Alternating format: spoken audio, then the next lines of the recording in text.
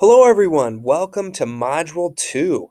A lot of great things to get into here in Module 2. We're going to be talking about the use of formative and summative assessments in the classroom, looking into the concept of mastery learning and how it relates to assessment, and talking about challenging some traditional grading policies and practices. I think one of the things I'm seeing a lot in Northeast Ohio districts is kind of this push for mastery learning and talking about kind of the self-paced redo, retake kind of environment that is really challenging for some people as far as how to manage a classroom, how to kind of deal with, okay, is this the right way to be grading, the wrong way to be grading? Are students learning? Are they not? There's a lot of really, really heated conversations going on right now. And I can tell you, if you want to open up a staff meeting and get people really fired up about things, start talking about this topic of mastery learning, grading policies, grading practices. It can really get a room going. So this is a pretty challenging topic, but I think important to be considering because what we're talking about here is really trying to maximize the learning that goes on in a classroom. And one of the things I hear all the time is, oh well, students as they get older, they won't be able to do X or they won't have the opportunity to do Y or whatever. And I understand what they're saying, but one of the things we have to remember is if we're talking about a student in sixth grade or seventh grade, we're really trying to teach them to become better learners. We're trying to teach them to understand what it means to really master a concept before they move on. And this can be a real challenge for teachers to really kind of wrestle with, and myself included. When I'm thinking about my own students, I think about this topic all the time. So I want to sort of dive into this because it is something that is really current and on topic for current educational research and practice right now.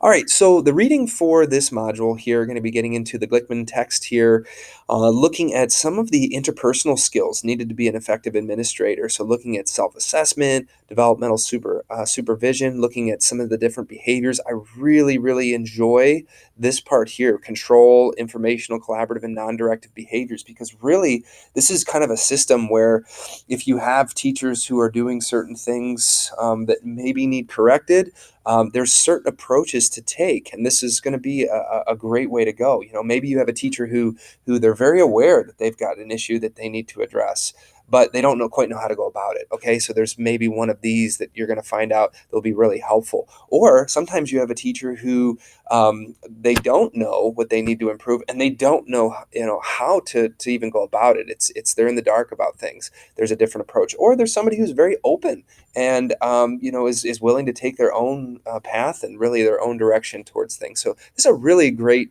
piece here that I think is really helpful to learn about for sure. All right, so this second reading here, this redos and retakes done right. If you read any of Rick Romelli's work, he talks a lot about this concept of redos and retakes. And I will tell you, read this article. It's not very long, but it's really going to challenge those of you who would say maybe you have a more traditional grading practice, or maybe your school district has traditional grading practices. I remember the first time I read this, I was like, oh, this one, okay. And it was a real challenge because I'm thinking, whoa, wait a minute, how do I deal with this, right? So I think a real good article to kind of get started. All right, another video here, formative and summative assessment and mastery learning. You're going to see how these relate to kind of what we're talking about up here.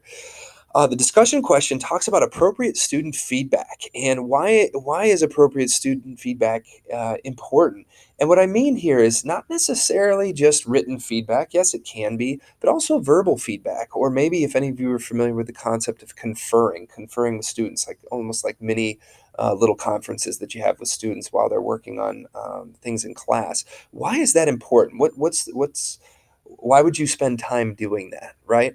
And so I really want you to really dig up a few sources here to really maybe strengthen the claim of the importance of student feedback. All right, your Module 2 reflection is going to have you exploring this article that we talked about above and describing how you may build a culture of mastery learning, looking at redos and retakes. And again, I want you to talk about the good things here. You're going to read this, article and be like, oh my gosh, okay. But what do you think some challenges are to implementation? Because you're going to hear people say this all the time. Okay, this sounds good in theory, but how do I manage this? How do I deal with this in a normal classroom setting?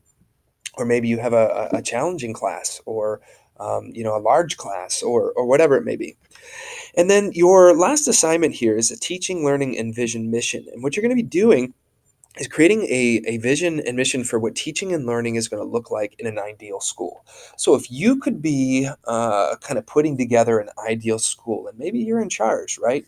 What would teaching and learning look like in your building? So what would you want the teachers to be doing, right? What does that look like? And then what would you want students to be engaging with in their learning experience? So what does that mean, learning?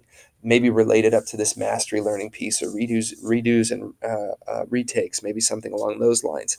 So what I want you to make sure you include is include the teachers in this, your students, other administrators, and then also the culture and the climate of the school building into your vision.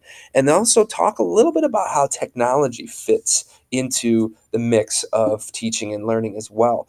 There are some districts who are super top heavy in the world of technology, and there are other districts that definitely incorporate a little bit more of a traditional approach. And then, of course, there's the ones in between. I have visited many top performing school districts in the state, and it always surprises me what you see. I can remember being in an A-level district and seeing students taking notes by hand in notebook paper in a spiral bound notebook. And that was the way that the teacher, did it. And the students were very successful in an advanced placement class just like this. And so it's interesting to see, every approach is a little bit different, but it can still be successful too. So, doesn't always mean that if you have 100% technology going all the time, that's going to maximize student learning. So be kind of, sure to approach that topic. And then you're going to come up with a mission statement that really guides your beliefs as an administrator. All right. So a vision, one of the things a lot of people get kind of mixed up is this kind of vision and mission piece. And I will tell you, an easy way to remember this is a vision is something that you hope could happen. You hope that it could be there. It may never happen, but that's what you're always working towards. Okay. A lot of times, when you think about businesses that have their kind of catchphrases or slogans, a lot of times those are almost vision statement esque, because, they might not achieve that all the time, but they're really going for it, right? They really want to make sure that that happens. Okay. And then the last piece here is candidates will also describe how they get staff and students to attain this vision of teaching and learning. So, how are you going to get everybody going? How are you going to ignite your school district so that they can really maximize everything that they're doing? Okay. So, really, we're talking here in this second module a lot about teaching and learning, and then as we go in the forward modules here, you're going to start getting into more of that supervision and instructional leadership piece as well. So remember, as a teacher and an administrator, but in particular as an administrator, you need to be able to identify great teaching and great ways that students are learning in the classroom, right? Those are important things, because if you're going to be an instructional leader, you need to be able to identify these things and be able to call them out. Oh, cool, that teacher's doing mastery learning in their class. Oh, I see, that's your retake policy, and you understand why they're doing what they're doing. That's being an instructional leader, right? So super important things that I think you'll be able to take away from this module for sure. All right, so I hope you enjoy, and have a great module too.